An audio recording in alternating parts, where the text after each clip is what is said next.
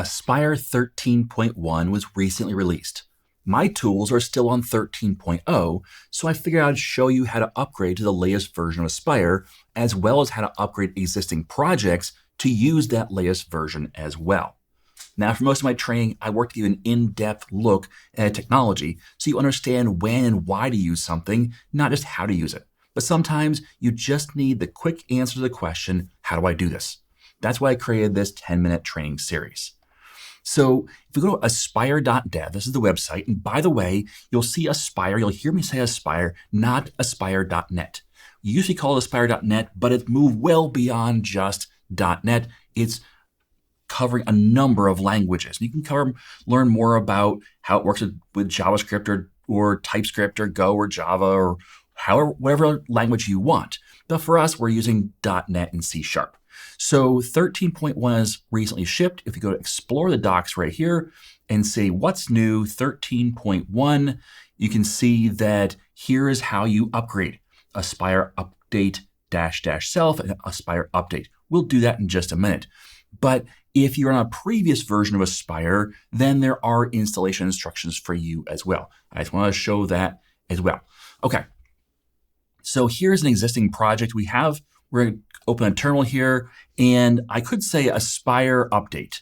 But I'm first going to say self, and this will update Aspire itself from 13.0 to 13.1.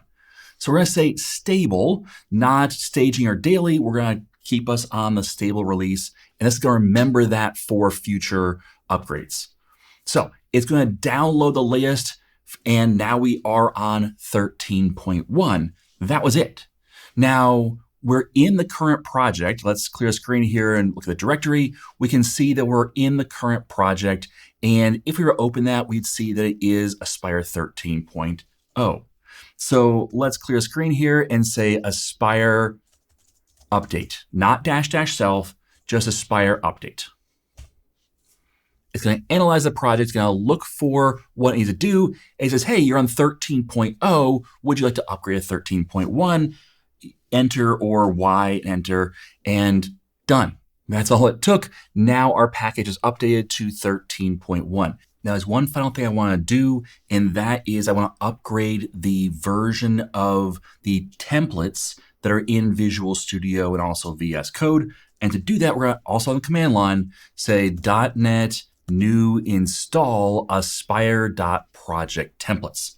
And this will make sure we're going to upgrade to the latest version of our templates.